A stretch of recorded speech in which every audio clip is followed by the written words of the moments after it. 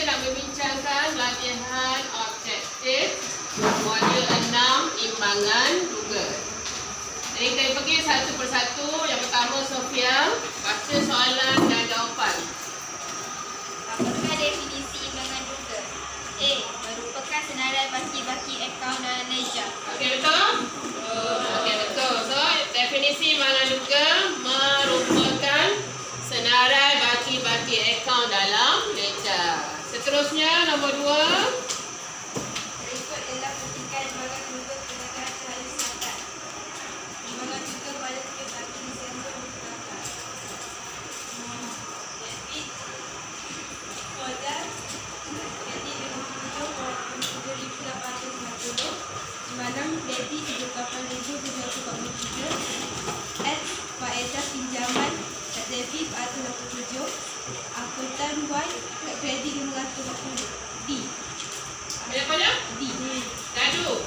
Betul ke tidak dadu?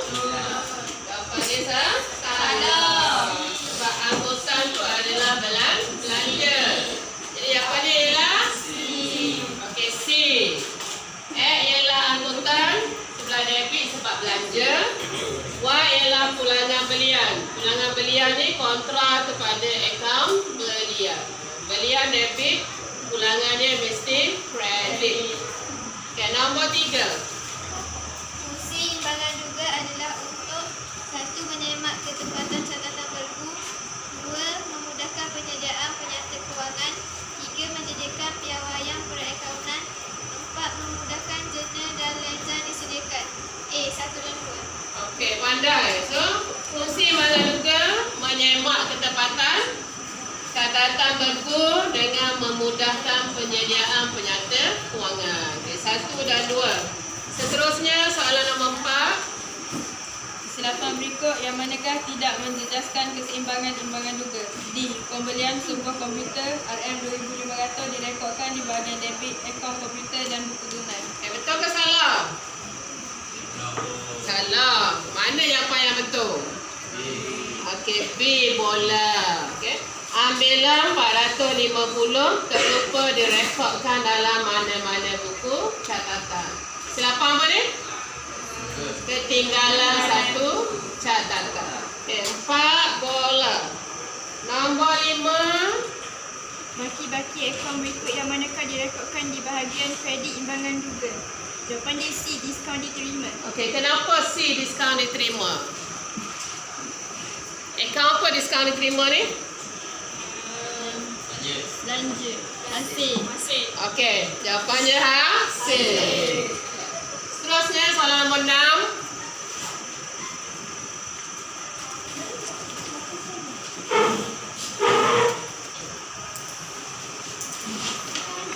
Yang manakah antara berikut dikatakan kesilapan prinsip? A. Jualan kepada Danish RM5,437 direkodkan dalam akaun Danish Waran dengan nilai yang sama. Betul A. Okey. Kesilapan prinsip. Maknanya tersilap rekod ke akaun yang lain. Di situ ialah apa dia? B. Bola. Belanja membaiki kenderaan RM520 telah direkodkan ke dalam akaun kenderaan. Nombor 7.